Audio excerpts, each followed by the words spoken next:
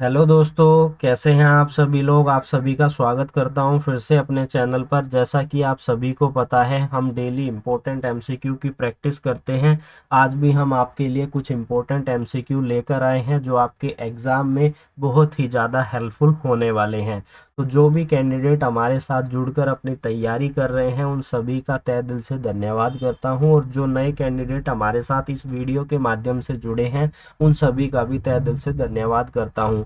आज की इस वीडियो में हम जो है डिटेल डिस्कशन करेंगे। केस लॉस से रिलेटेड इंपॉर्टेंट क्वेश्चंस होंगे और केस लॉस के क्वेश्चन से ही हम वीडियो को स्टार्ट करेंगे। उसके बाद इंपॉर्टेंट बेरेट से क्वेश्चन होने वाले हैं।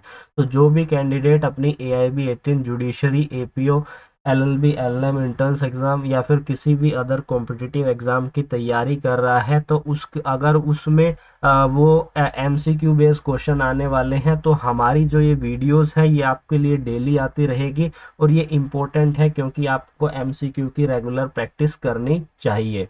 तो स्टार्ट करते हैं। और आज का सबसे पहला इम्पोर्टेंट क्वेश्चन क्या कह रहा है। In which of the following case it was held that the right conferred under section 25 of Hindu Adoption and Maintenance Act 1956 supersede any contract to contrary the fact that date of a degree make no difference. यानी कि तथ्य यह है कि जो degree की date है उसमें कोई डिफरेंस नहीं है। तो ये पर्टिकुलर बात किस केस के अंदर कही गई थी। हिंदी में इसका क्या अर्थ बनता है, इसको समझ लेते हैं। निम्नलिखित में से किस मामले में यह माना गया था कि हिंदू दत्तक ग्रहण और भरण पोषण अधिनियम 1956 की धारा 25 के तहत प्रदत्त अधिकार इसके विपरीत किसी भी अनुबंध का स्थान लेता है। तथ्य यह है कि डिग्री की तारीख से कोई फर्क नहीं पड़ता।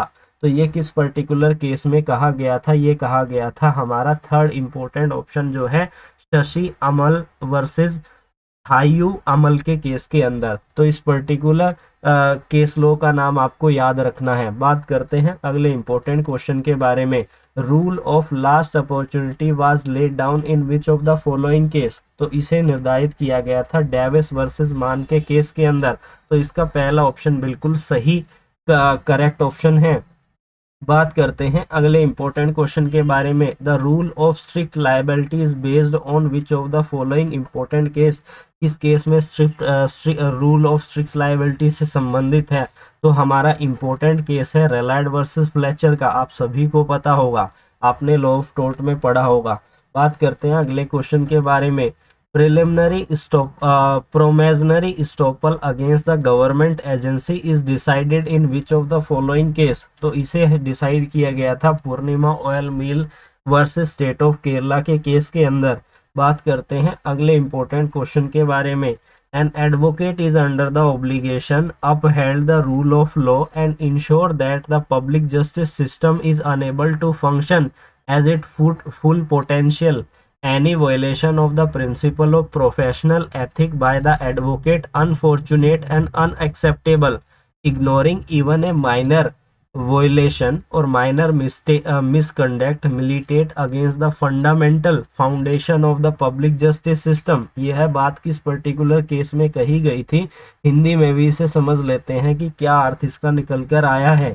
एक वकील का दायित्व है कि वह कानून के शासन को बनाए रखे और यह सुनिश्चित करे कि सार्वजनिक न्याय प्रणाली अपनी पूरी क्षमता से कार्य करने में सक्षम हो। किसी भी वकील के द्वारा पेशेवर नैतिकता के सिद्धांत का कोई भी उल्लंघन दुर्भाग्यपूर्ण और अस्वीकार्य है। यहाँ तक कि एक छोटी सा उल्लंघन और कदाचार को भी नजरअंदाज करना सार्वजनिक न्याय प्रणाली के मूल नींव के खिलाफ है। यह बात किस पर्टिकुलर केस में कही गई थी। तो यह बात कही गई थी OP Sharma versus state high court of Punjab and Haryana. तो सेकंड ऑप्शन इसका बिल्कुल करेक्ट आंसर है। बात करते हैं अगले इंपॉर्टेंट क्वेश्चन के बारे में।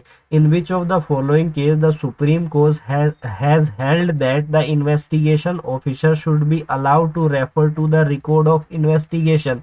निम्नलिखित में से किस मामले में सुप्रीम कोर्ट ने यह माना था कि जांच अधिकारी को जांच की रिकॉर्ड का उल्लेख करने की अनुमति दी जानी चाहिए। तो किस पर्टिकुलर केस के अंदर यह बात कही गई थी। तो state of Karnataka versus Yerappa Reddy के केस के अंदर यह बात कही गई थी। इसको आपको याद रखना है। बात करते हैं अगले इंपॉर्टेंट क्वेश्चन के बारे में।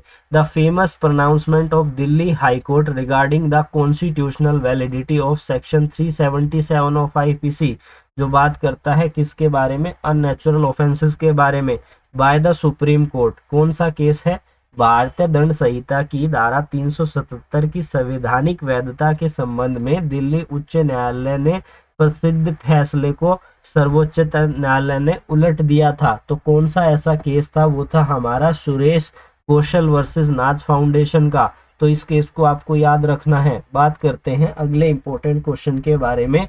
In which of the following case the Supreme Court first all made an attempt to look into the question regarding the extension of right to life to the right to health and other hygienic। किस particular case में यह बात कही गई थी कि जीवन के अधिकार के विस्तार से लेकर स्वास्थ्य के अधिकार और अन्य स्वच्छ स्थिति से संबंधित प्रश्न पर गौर करने का प्रयास किया गया था। तो वो था हमारा the rural litigation and entitlement केंद्र वर्सेस स्टेट ऑफ यूपी। तो इस केस को आपको याद रखना है। बात करते हैं अगले इंपॉर्टेंट क्वेश्चन के बारे में। Mayor illegality of strike does not पर से स्पेल अनजस्टिफाइबिलिटी। जस्टिस अय्यर के द्वारा यह किस पर्टिकुलर केस में कहा गया था, तो यह कहा गया था Gujarat steel tube versus Gujarat steel tube मजदूर साहेब के केस के अंदर। इसको आपको याद रखना है। बात करते हैं अगले इंपॉर्टेंट क्वेश्चन के बारे में। In which of the following case the offence of sedition was an issue. इन सभी में से कौन सा ऐसा केस है जो सेडिशन के इशू से संबंधित था। ये सारे ही केस संबंधित है, इसलिए इसका फोर्थ ऑप्शन बिल्कुल सही जवाब है। अब हमने यहाँ पर केस लॉ से रिलेटेड क्वेश्चंस को कवर कर लिया है। अब हम इम्पोर्टेंट जो हमारे बेरेक्ट्स हैं उनसे हम एमसीक्यू डिस्कस करने वाले हैं। बात करते हैं अगले क्वेश्चन के बारे में। Harbouring and offender who has escape from custody और whose apprehension has been ordered if the offence is capital is deal under. यानी कि हिंदी में इसका क्या अर्थ बन रहा है, ऐसे अपराधी को आश्रय देना जो हिरासत से भाग गया है या फिर जिसे गिरफ्तार करने का आदेश दिया गया है यदि अपराध को मृत्यु दंड के तहत निपटाया जाता है, यानी कि उसकी सजा क्या है, मृत्यु दंड है। तो इन सभी में से कौन सी सेक्शन आईपीसी की जो डील करती है वो है हमारी सेक्शन नंबर 216। बात करते हैं सेक्शन नंबर 217 की। तो 217 किस बारे में बात करता है, यहाँ पर मेंशन कर देता हूँ। Public servant disobey direction of law with intent to save person from punishment और property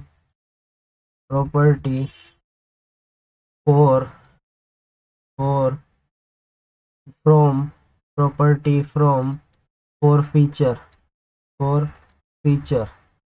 जब हम बात करते हैं सेक्शन नंबर 218 की, तो ये बात करता है किसके बारे में, public servant framing incorrect record और writing in intention to save person from punishment और प्रॉपर्टी फ्रॉम फॉरफिट। जब हम बात करते हैं सेक्शन नंबर 219 की, तो ये बात करता है public servant in judicial proceeding corruptly make report etcetera, जो कि लॉ के कॉन्ट्ररी है। तो ये आपको याद रखनी है। बात करते हैं अगले इंपॉर्टेंट क्वेश्चन के बारे में। Section 292 of IPC provide for the punishment of sale of obscene book. काफी इंपॉर्टेंट सेक्शन है और हमेशा यहाँ पर एग्जिस्ट करती है। And provide for the punishment of up to 2 years for the first time offense। Section 293 however apply in a situation when sale of obscene object is made to the young person and enhanced punishment of imprisonment up to 3 years for the first time of offense is provided for in this content। What is the meaning of the young person. तो young person का मतलब क्या होता है? क्या 12 साल की as, 16 साल की एज, 18 साल की एज या फिर 20 साल की एज। तो जब आप इस पर्टिकुलर सेक्शन को पढ़ेंगे 292 सेक्शन नंबर 293 को, तो आपको पता चलेगा कि यंग एज का मतलब होता है 20 साल की एज। तो इसका जो फोर्थ ऑप्शन है बिल्कुल करेक्ट ऑप्शन है। बात करते हैं अगले इंपॉर्टेंट क्वेश्चन के बारे में। Which of the following case can cure under section 465 of CrPC? First option है entertaining of complaint without comply under with section 195 of CrPC and 340 of CrPC. Second option है the reading and record of evidence taken into once into another comparison case. Third option है examination of witness in absence of the accused. Fourth option है non compliance with section 235 subsection 235 subsection 2। यानी कि कौन सा इसका सही जवाब है? हिंदी में इसका क्या अर्थ निकल रहा है इसको भी पढ़ लेते हैं। निम्नलिखित में से किस मामले में सीआरपीसी की धारा 465 के तहत ठीक किया जा सकता है? पहला ऑप्शन है सीआरपीसी की धारा 195 और 340 का अनुपालन किए बिना शिकायत पर विचार करना। दूसरा ऑप्शन है एक मामले में लिए गए साक्ष्यों को दूसरे तुलनात्मक मामले में पढ़ना और रिकॉर्ड करना। थर्ड ऑप्शन है अभियुक्त की अनुपस्थिति में साक्ष्य का परीक्षण करना। फोर्थ ऑप्शन है धारा 235 उपधारा 2 का अनुपालन ना करना। तो इसका सही जवाब कौन सा है? Second option. तो सेकंड ऑप्शन को आप बिल्कुल करेक्ट कर लीजिए। बात करते हैं अगले इंपॉर्टेंट क्वेश्चन के बारे में। There shall be an no appeal by the convict person where the high court pass an sentence of imprisonment for term not exceeding. Important question है, पूछे जाने की संभावना रहती है। किसी भी दोषी व्यक्ति के द्वारा कोई भी अपील नहीं की जाएगी जहां उच्च न्यायालय अधिकतम अवधि के लिए कारावास की सजा होगी। अधिकतम अवधि से कितने से ज्यादा नहीं होगी? 6 महीने से अगर ज्यादा नहीं होगी तो नो राइट ऑफ अपील, उसके पास यहाँ अपील का राइट यहाँ पर नहीं होगा। बात करते हैं अगले इंपॉर्टेंट क्वेश्चन के बारे में। A murder his wife and 2 children and goes to the nearest police station and surrender and confess to the crime. Is this statement admissible as an evidence against him? क्या कोई भी व्यक्ति कोई हत्या करता है अपने बच्चों की, अपनी पत्नी की उसने हत्या कर दी और पुलिस स्टेशन में जाकर आत्मसमर्पण कर दिया और यह कन्फेस कर लिया, कबूल कर लिया कि मैंने ही अपराध किया है, तो क्या ये एडमिसेबल है कोर्ट ऑफ लॉ के अंदर? तो पुलिस स्टेशन के अगर के अंदर कोई भी स्टेटमेंट ली जाती है तो वो एडमिसेबल नहीं होती है। कन्फेशन दिया जाता है तो वो एडमिसेबल नहीं होता है। तो कौन सा पर्टिकुलर सेक्शन है? सेक्शन 25। इसको एक बारी आप रीड कीजिएगा इंडियन एविडेंस एक्ट की। तो इसका सही जवाब है second option. A statement is inadmissible because A was in the custody of police while the confession has been made. बात करते हैं अगले इंपॉर्टेंट क्वेश्चन के बारे में। For record of confession the magistrate should get the person arrest summon the complainant information such person about the accusation against him or information such person that he is not bound to make the confession। तो जब हम line को line के साथ जोड़ते हैं तो हमें पता चल जाता है कौन सा इसका सही जवाब बन रहा है। तो जब आपने सेक्शन 164 ऑफ सीआरपीसी को पढ़ा था तो वहां पर कन्फेशन और स्टेटमेंट की बात की गई है। तो वहां पर ये पर्टिकुलरली मेंशन किया गया है कि जब भी कन्फेशन के लिए आपको कहा जाएगा, जब भी आप कन्फेशन दे रहे हैं तो आपसे ये पूछा जाएगा कि आप बाउंड नहीं हो इस तरीके के कन्फेशन को देने के लिए। तो इसका जो फोर्थ ऑप्शन है बिल्कुल सही है। ऐसे व्यक्ति को सूचित करें कि वह अपराध स्वीकार करने के लिए बाध्य नहीं है। He is not bound to make an confession. बात करते हैं अगले इंपॉर्टेंट क्वेश्चन के बारे में। An ex parte degree can be set aside. कौन सा पर्टिकुलर ऑर्डर और रूल है जो बात करता है? तो ऑर्डर नंबर 9 और रूल नंबर 13 बात करता है किसके बारे में? सेट असाइड करने के बारे में। इसकी क्या सब हेडिंग है मैं यहाँ पर लिख देता हूँ ताकि आपको याद रहे। Setting aside degree x Partey against defendant, against defendant. तो अब आपको ये पर्टिकुलर ऑर्डर और रूल याद रहेगा। बात करते हैं अगले इंपॉर्टेंट क्वेश्चन के बारे में। A garnishee order is an order, first option है प्रोहिबिटिंग द जजमेंट डेप्टर्स डेप्ट from making any payment of judgment debtor. Second option है direction of decree holder to take the payment from the judgment debtors डेप्ट। और third option है both 1 and 2। Fourth option है none of the above. तो कौन सा इसका particular option बिल्कुल सही है? तो इसका ऑप्शन फर्स्ट जो है बिल्कुल सही है।